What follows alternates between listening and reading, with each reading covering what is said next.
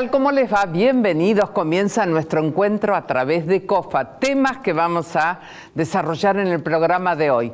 Vamos a hablar de abusos de medicamentos. Vamos a hablar también de gota y otro tema importante, acné. Así que comenzamos de esta manera.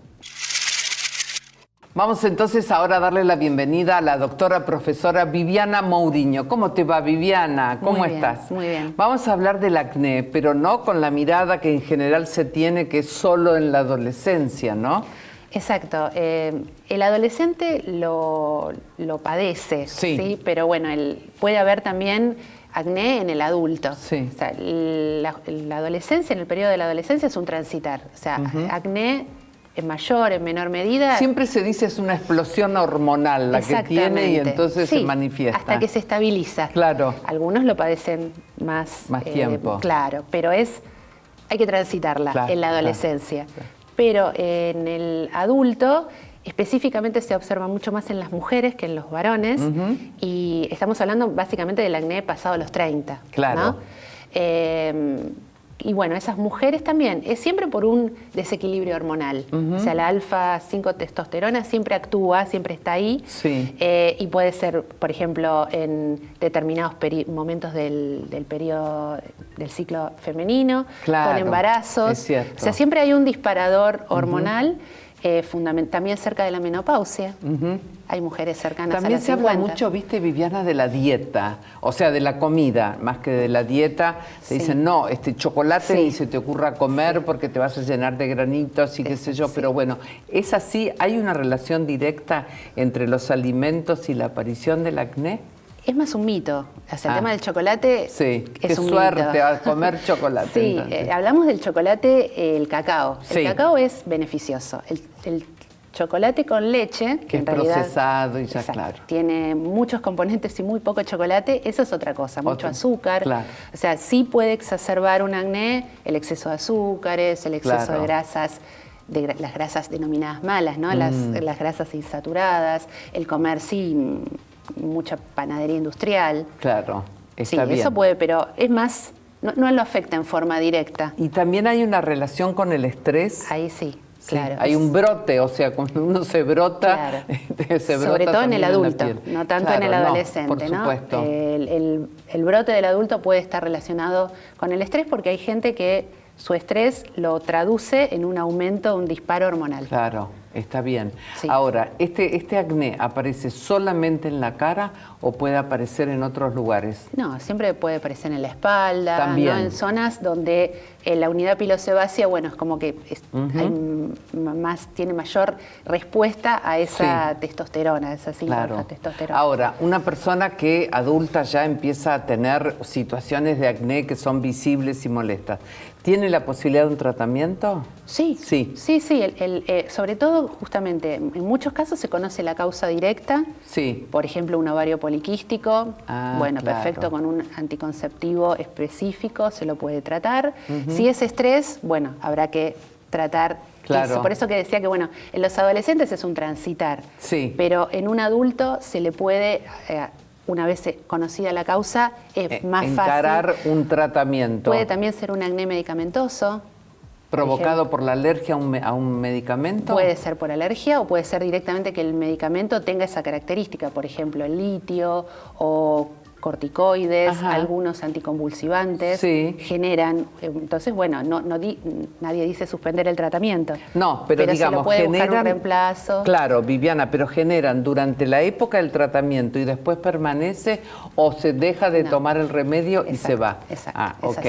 Entonces es claramente... No siempre es fácil reemplazarlo. No, está bien, por supuesto. Ahora, también es interesante, digamos, el acné provoca y deja marcas. ¿No? Sí. En el brote ver también de qué manera tratarlo, porque la gente tiende a apretarse, a lastimarse, ¿no? Exacto, claro. Sí. Característico también del acné en adultos es que sobre todo es en el maxilar y en el cuello, no en las zonas características del adolescente, es en otros lugares, sí es en la cara. Y sí, justamente no hay que tocarse las espinillas, esos puntitos negros, que sí es una oxidación de la grasa. Son tentadores para tocarlos, claro. Pero justamente de esa espinilla podemos terminar en un nódulo, que el nódulo deja cicatriz. Claro, entonces lo correcto es, bueno, tratarlo con exfoliantes, con eso, vamos a hablar un queratolíticos. poquito de la higiene que hay que tener, ¿no? Claro. En la piel. ¿Cuáles serían los pasos a seguir? Sí. O sea, ¿qué es lo que tenemos? Hay gente que dice, no, yo me limpio con agua y jabón y ya está. No, bueno, el jabón justamente sería ideal evitarlo. Utilizar los que se dicen Sindet, ¿no? Los detergentes sintéticos, o bueno, hay formulaciones y hay, bueno, muy importante el consejo del farmacéutico para esa piel, para que en general es una piel grasa, claro, ¿no? Entonces, bueno, actuar con un demaquillante, un producto de limpieza específico para ese tipo de piel, y después sumarle algún exfoliante, el ácido salicílico, hay productos específicos como para favorecer la exfoliación de la piel. Bueno, clarísimo entonces. La aparición del acné indica la consulta, ver qué desequilibrio está presentando, porque es un síntoma de algo también. Exacto, tal cual. Está. Hay que encontrar la causa. Viviana, muchas gracias. Muchas gracias. Genial. Bueno, nos vamos ahora a la pausa y ya estamos de regreso. Si te duele, que sea de risa. Para todas las demás molestias, existe Sertal.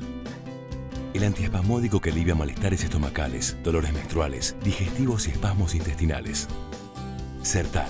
Qué felicidad sentirse bien. Le damos la bienvenida al farmacéutico Iván Sartori con un tema que me parece sumamente importante y que mucha gente dice, a mí esto no me pasa. Pero vamos a escuchar atentamente porque vamos a hablar de abuso de los medicamentos.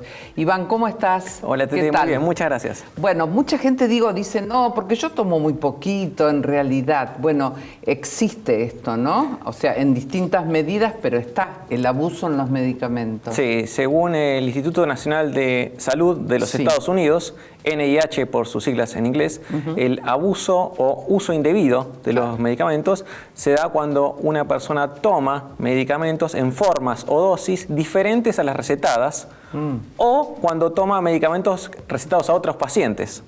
Claro. Bueno, eso ni hablar. El consejo de a mí me hizo bien, tomalo, mirá, qué bárbaro. Sí. Y hay tres grandes grupos de medicamentos de los cuales se hace abuso o uso indebido con mayor frecuencia. Que son, por un lado, los que se usan para el tratamiento del dolor, los opioides, que se usan muchas veces para el tratamiento del cáncer, como la morfina, el tramadol, fentanilo, etc. Por otro lado, los que son depresores del sistema nervioso central, que son usados normalmente para conciliar el sueño, para la ansiedad, como ansiolíticos, sedantes.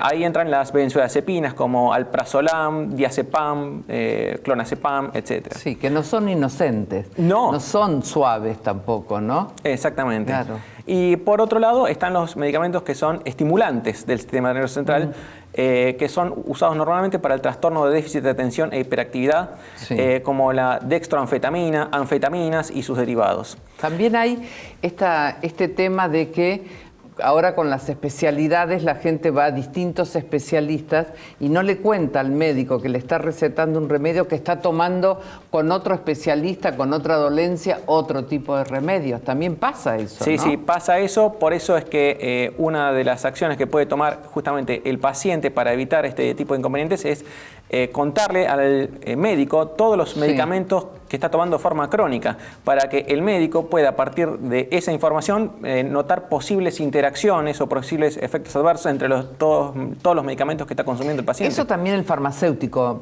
puede ser la persona de consulta, ¿no? Porque si la persona va con una receta y le dice al farmacéutico, que para eso estudió muchos años y tiene conocimiento, mire, voy a tomar esto, ¿está bien que tome? Y ahí lo va a mandar al médico o le va a decir, ¿no? Por supuesto, ahí el farmacéutico lo que debe hacer en el momento de la dispensa, o sea, cuando le da el medicamento al paciente, es consultarle sobre otros medicamentos que esté tomando el paciente, aparte explicarle sobre el rótulo del medicamento, de cómo ingerir ese medicamento adecuadamente.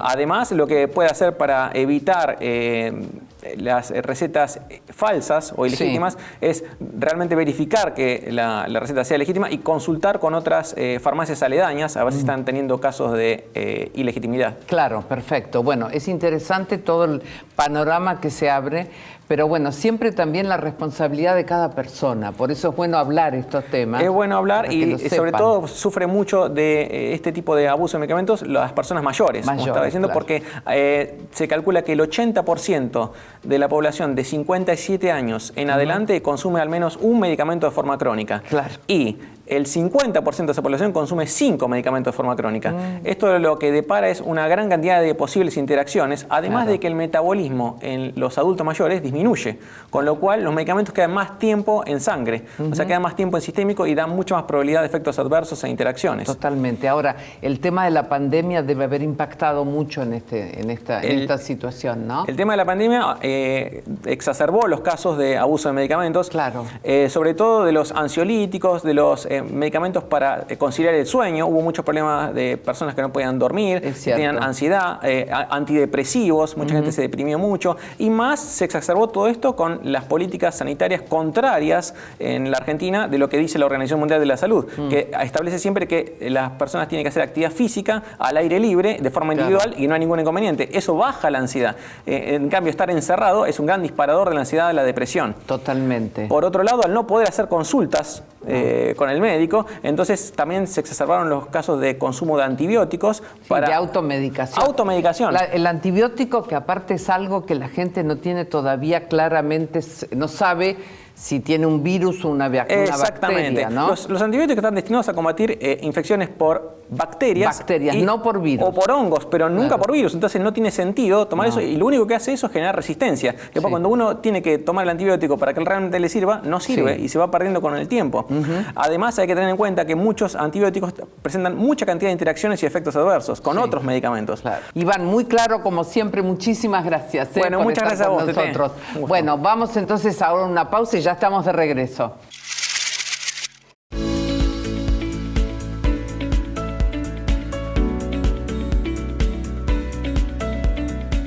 Llega la farmacéutica María Elisa Pérez y preguntarte, ¿cuándo, María Elisa, podemos decir que los alimentos y el agua son seguros?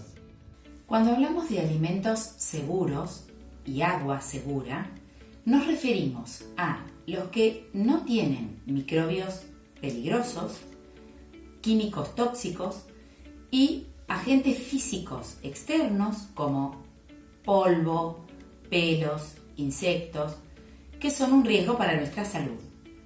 Al referirnos a alimentos, estamos considerando el componente alimenticio, las especias utilizadas en la elaboración del alimento, las bebidas y también el agua. Y todos ellos pueden contaminarse o alterarse en cualquiera de los pasos entre la producción, la elaboración, el envasado y la conservación hasta el momento en que son consumidos. Por eso es muy importante cuidar todos estos pasos. El agua es segura cuando no tiene olor ni color y cuando ha recibido un proceso de tratamiento. ¿De qué manera debemos contribuir para que nuestros alimentos sean seguros?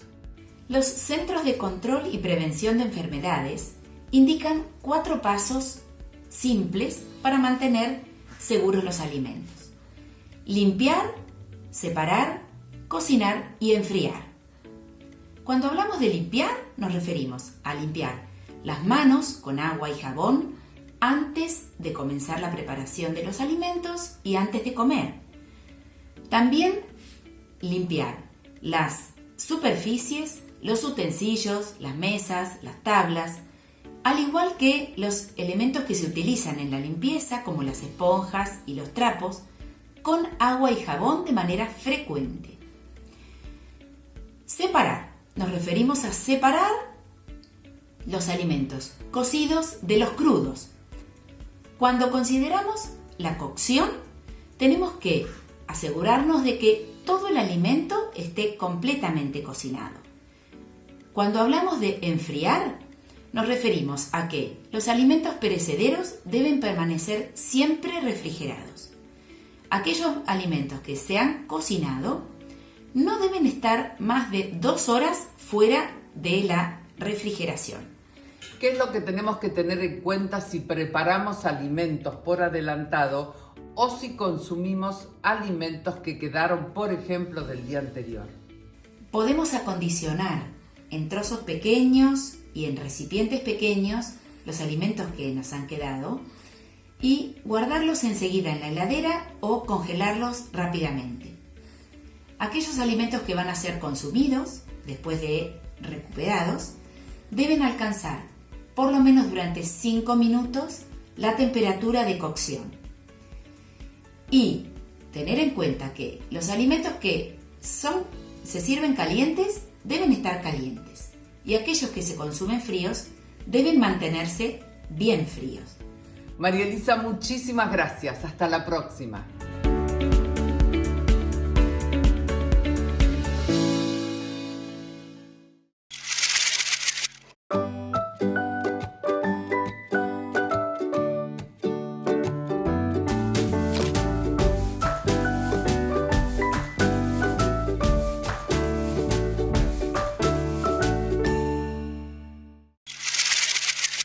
Farmacéutica Julieta Palou, y vamos a hablar de la gota a gota, una enfermedad que muchísima gente padece y que sufre porque es dolorosa, ¿no? ¿Cómo estás, Tete? ¿Qué tal? Sí, es una enfermedad que es dolorosa, que es más frecuente de lo que pensamos y que es muy importante conocerla para poder entenderla, para poder prevenirla y para poder tratarla. ¿Y qué es? La gota es una forma común y muy dolorosa de la artritis, donde ¿qué es lo que va a pasar? Va a haber un hinchazón, una inflamación, un enrojecimiento y mucho dolor en las articulaciones. Muchas veces generalmente comienza en una articulación en particular, que es el dedo grande del pie, el dedo mayor, el dedo gordo. Es cierto, uno siente eso como manifestación. Sí. La primera manifestación suele ser en esa articulación. Sin embargo, con el paso del tiempo puede alivianarse o puede empezar a comprometer otras articulaciones o el dolor cada vez hacerse más frecuente. ¿Y por qué se manifiesta en el dedo gordo, no? Qué curioso. Es el primer lugar donde comienza. Muchas veces sí no puede pasar en las rodillas, en las muñecas, pero el dedo gordo es inicial y muy característico de esta enfermedad. Ahora bien, ¿por qué va a pasar esto? ¿Por qué? Lo que ocurre es que hay una acumulación de ácido úrico en nuestro cuerpo porque no se elimina correctamente o el cuerpo produce más o está adquiriendo ácido úrico de más. Lo que va a pasar es en el líquido que forma parte y recubre las articulaciones, que se llama líquido sinovial, se van a formar cristales de ácido úrico. Esos cristales de ácido úrico se van a depositar en la articulación y la va a inflamar, va a hacer que aumente la temperatura de la articulación, va a generar dolor. Ahí está el dolor, claro. Exacto, el dolor y esa sensación que tiene el paciente, que es un dolor realmente muy fuerte. Ahora, esto se puede prevenir, se puede tratar, se puede diagnosticar.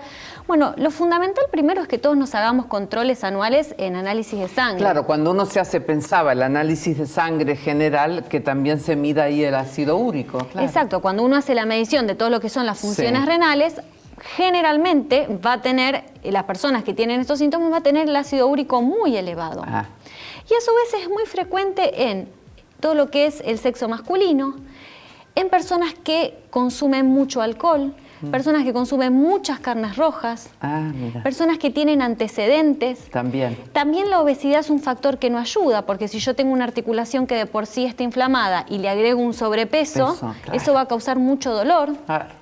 Y es muy importante que cuando uno empiece a tener el diagnóstico o los síntomas, también se van a hacer tomografías, ecografías, ¿sí? En casos más extremos se pueden hacer diagnósticos con punciones en la zona para obtener líquido de la articulación y poder diagnosticar y analizar. Lo importante es comenzar a modificar algunos hábitos de vida y en algunos casos los médicos van a prescribir alguna medicación. Ahora, esto debe impedir caminar también. O sea que va trayendo toda una cantidad de situaciones, ¿no? Que son muy molestas en la cotidianeidad, porque son dolores que agarran agudo y uno, las articulaciones nos permiten movernos y desarrollarnos a lo largo del día. Y si uno comienza a sentir dolor, como decís vos, lentamente esto va a afectar en nuestra calidad de vida cotidiana. ¿Qué es fundamental? Primero, aumentar el consumo de agua. Disminuir el consumo de alcohol. Qué impresionante lo que es el agua, porque cada afección que uno trata siempre hay hidratación, ¿no? El agua es importantísimo, aunque no tenga sed. Aunque no tenga sed, es muy importante y es tan genuina porque nos ayuda para tantas, como decís vos, tantas patologías. También es muy importante, si bien esto genera mucho, como dijiste, dolor para el movimiento y todo, es importante incorporar la actividad física, una actividad física suave, pero que permita los movimientos de la articulación. actividades de elongación. Claro. Y en algunos casos, cuando digamos, no logramos controlar estos valores y es necesario... ¿Hay un tratamiento farmacológico también? Exacto, Ajá. donde el médico va a trabajar en conjunto con el farmacéutico, la persona siempre se tiene que acordar que nosotros estamos en la farmacia para ayudarlos, y vamos a tener 2 tratamientos que son básicos. Uno que va a ser para calmar el dolor y otro va a ser para disminuir el ácido úrico. El ácido úrico. Para el dolor vamos a tener los antiinflamatorios. Claro. Que son tan comunes que mucha gente toma, pero es muy importante saber que si bien hay algunos que son de venta libre o algunos son también de venta bajo receta, es importante nunca automedicarse, no tomar lo que nos dice la vecina, tener en cuenta que hay algunos antiinflamatorios, algunos AINES como conocemos que pueden traer problemas gastrointestinales, entonces es muy importante que nosotros cuando vayamos al médico y vayamos a la farmacia, comentemos esto al farmacéutico y al médico para que pueda asesorarnos sobre cuál medicación puede ser más adecuada para ese momento. Eso para el dolor. Eso para el dolor. Y después para el ácido úrico, concretamente, ¿hay medicación también? Hay medicación, se llama alopurinol. Sí. Es una medicación que va a ayudar a disminuir el ácido úrico en sangre. Pero también hay que tener cuidado en pacientes que tienen insuficiencia renal. Claro. Sí, es muy importante, nunca me hago un análisis de sangre, veo que están altos los valores, bueno, tomo esto, no. Siempre uno tiene que consultar. Y también para el dolor va a estar los corticoides y la colchicina. Sí. Y para lo que es los corticoides también hay que tener muchísima precaución, porque si bien son potentes antiinflamatorios, pueden subir la glucosa, pueden subir la presión. En el uso prolongado son inmunosupresores. Para personas que tienen cataratas están contraindicados. Entonces es importante que, si bien uno va a tener una molestia, una afectación, es importante ir con calma, pero a lo que realmente es apropiado para su cuerpo. Para su cuerpo, y aparte, bueno, vos diste toda una cantidad de situaciones de riesgo que se pueden modificar desde el paciente, Desde el paciente. Por supuesto. Acompañar el trabajo, siempre yo digo, acompañarnos con todos los profesionales. Podemos ir a unos licenciados en nutrición que también nos van a enseñar a modificar nuestra dieta que sea apta para nuestro problema de ácido úrico, pero que no afecte otras cosas, porque no es que uno tiene el ácido úrico elevado y bueno, mañana no como más carnes rojas. No. Esto es un proceso y hay que hacerlo de manera completa. Sí, me encanta, porque la gente es así, ¿viste? Dice, no, a partir de ahora ya no más, y no aguanta eso como tratamiento. Exacto. Tiene que ser todo equilibrado. Todo equilibrado. Bueno, Julieta, como siempre, buenísimo todo. Gracias, Gracias a vos, Hasta la próxima. Ya volvemos, ya estamos de vuelta.